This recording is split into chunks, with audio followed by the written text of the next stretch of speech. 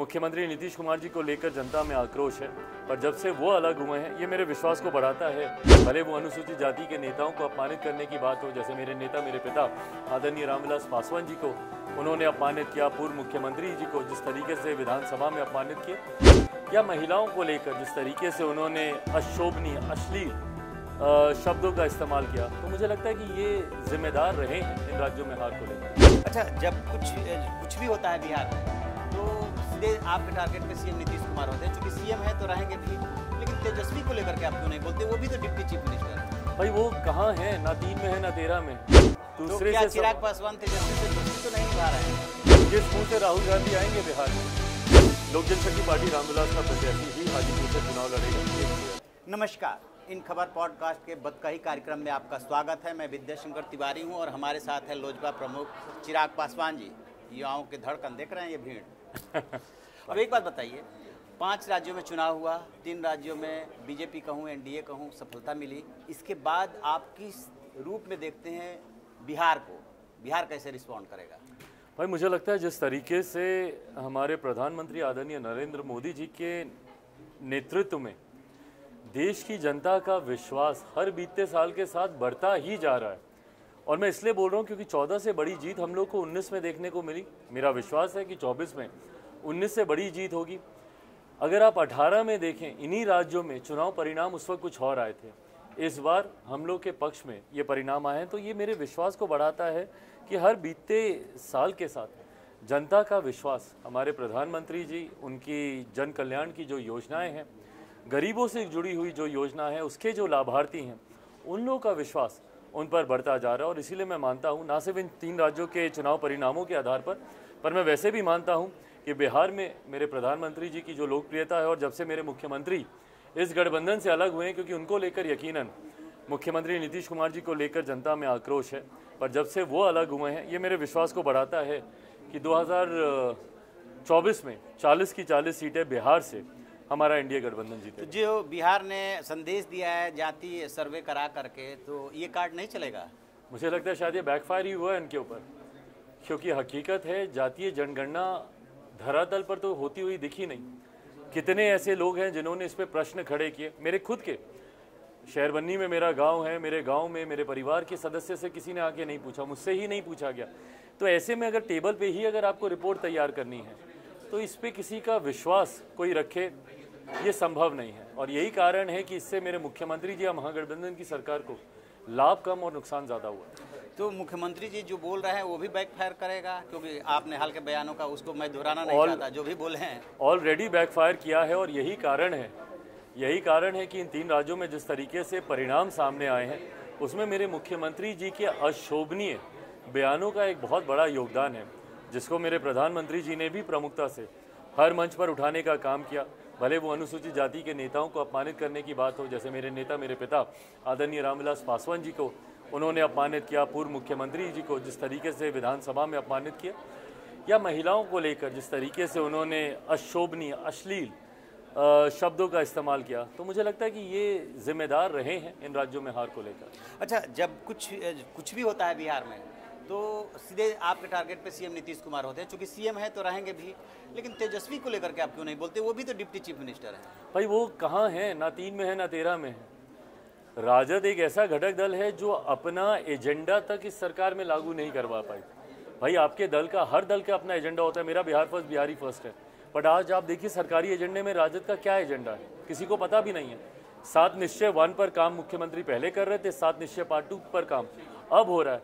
तो जब किसी घटक दल का अपना कोई सोच ही नहीं है, अपनी कोई विजन ही नहीं है, अपना कोई से ही नहीं है उस गठबंधन पे, तो ऐसे में अपनी एनर्जी को मैं क्यों डाइवर्ट करूं? दूसरे तो चिराग पासवान तेजस्वी से दोस्ती तो नहीं निभा रहे हैं?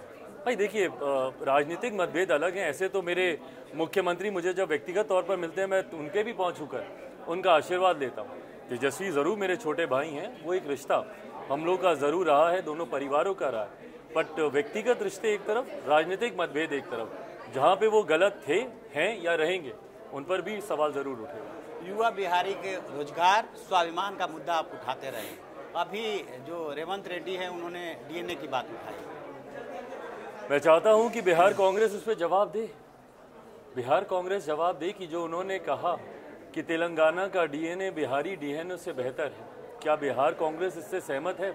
किस मुंह से राहुल गांधी आएंगे बिहार में, या किस मुंह से इनके नेता बिहार में प्रचार की बात करेंगे जब उनके खुद के एक नवनियुक्त वहाँ के मुख्यमंत्री इस तरीके की भाषा का इस्तेमाल करते हैं? मुझे लगता है ये सिर्फ क्षेत्रवाद में बांटने की एक ओछी राजनीति की सोच है, जिसका समर्थक बिहारी ना कभी था ना कभी रहेगा। चाचा भतीजे का झगड़ा निपटा कि नहीं निपटा? भाई बहुत पुरानी बात हो गई, निपटना तो मुझे नहीं लगता कि अब संभव है, पर अब मेरी सोच भी नहीं है। मैं बिहार फर्स्ट बिहारी फर्स्ट की सोच के साथ आगे बढ़ रहा हूँ, मेरी प्राथमिकता भी वही है। एक सवाल मैंने आपसे पिछली बार पूछा था, अब तो हल हो गया होगा, 2 महीना हो गया, कि हाजीपुर से कौन? लोक जनशक्ति पार्टी रामविलास का प्रत्याशी ही हाजीपुर से चुनाव लड़ेगा, ये क्लियर है। एक युवा है जो आपसे एक सवाल पूछना चाहता है। चलिए, बात युवाओं की हो रही है तो सबसे पहले युवाओं पे आप जोर देते हैं। आखिर बिहार का युवा कब तक उस बिहारी शब्द और गमछा के बोझ को लेकर ढोता रहेगा? भाई उसको जब तक बिहारी हमारी पहचान है, हमारा स्वाभिमान है, मेरा गुरूर है। मेरे हर सोशल मीडिया प्लेटफॉर्म पे देखिए मैंने युवा बिहारी अपने नाम के आगे इसीलिए जोड़ा क्योंकि मेरी इस पहचान को कहीं ना कहीं गाली बना दिया गया था। आपको ये बिहारी बोलकर लोग लाठी मारते थे, आपको अपमानित करने का आपको काम करते थे। इस पहचान को बदलने की लड़ाई है मेरी, और ये पहचान तब बदलेगी जब राष्ट्रीय स्तर पर, अंतर्राष्ट्रीय स्तर पर बिहार उभर कर आएगा। भाई एक ऐसा राज्य जो नालंदा यूनिवर्सिटी के लिए जाना जाता था, वहाँ पे शिक्षा के हालात देख लीजिए। लोकतंत्र की जननी रहा है मेरा प्रदेश, एक से एक महापुरुषों की धरती रहा, और आज वहीं के लोगों को अपमानित होना पड़ता है। इस स्वाभिमान की लड़ाई ही मैं लड़ने का काम कर रहा हूँ। मैं गर्व से बोलता हूँ हर मन से कि मैं बिहारी हूँ, और मैं चाहता हूँ कि हर बिहारी गर्व से बोले कि वो बिहारी। बिल्कुल। स्वास्थ्य व्यवस्था और शिक्षा व्यवस्था की बात आपने की, जिस तरीके से नालंदा का जिक्र किया, कई सारे ऐसे विश्वविद्यालय हैं जहाँ सेमेस्टर विलंब से होते हैं, परीक्षा नहीं होते हैं। चिकित्सा विभाग भी है, स्वास्थ्य विभाग भी तो डिप्टी सीएम तेजस्वी यादव जी के पास है।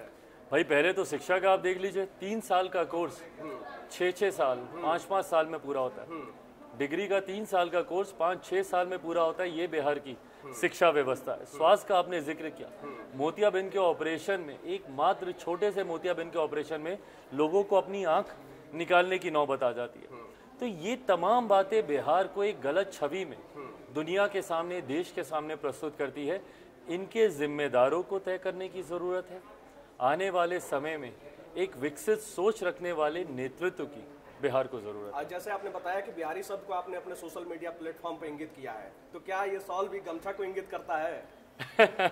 मुझे नहीं पता गमछा को करता है कि नहीं, बट हाँ गमछा भी हम लोग की पहचान है, और अपनी हर उस पहचान को स्वाभिमान के साथ आपको ओढ़ कर आगे बढ़ने की जरूरत है, जो आपके क्षेत्र से, आपके प्रदेश से, अपनों से जुड़ी हुई है। आपने आखिरी फिल्म कब देखी थी?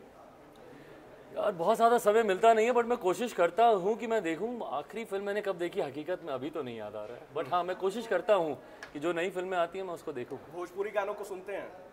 सुनता हूँ, और बेहतर हो सकते हैं। मेरे कई मित्र हैं भोजपुरी जो गाने गाते हैं, लिखते हैं। कई मित्र हैं, कई बड़े स्टार्स भी हैं जो भोजपुरी को आगे बढ़ाने का काम कर रहे हैं, और खूबसूरत भोजपुरी संगीत सामने आए, ये उम्मीद रखता हूँ। भोजपुरी का फेवरेट गाना? तुरंत पूछेंगे तो संभवतः याद नहीं आएगा, बट हाँ जहाँ तक रही बात संगीत की, बहुत खूबसूरत है। शब्दों में कभी कभी हम लोग का एतराज़ हो सकता है कि बेहतर शब्दों का चयन लिखते वक्त हो सकता है, बट संगीत, म्यूजिक बहुत खूबसूरत होता है। बात खूबसूरती की हुई है तो फेवरेट एक्ट्रेस? भाई नहीं पता एकदम, मतलब हाँ पुराने जब वो देखता था माधुरी वगैरह जरूर उस वक्त वो अच्छा काम करती थी, उनकी फिल्में कई देखी। आज के समय में भी दीपिका, इंडस्ट्री में समय बिताया, may be Deepika she is doing good. Thank you भाई। चिराग पासवान की शादी कब? अरे प्रभु धन्यवाद।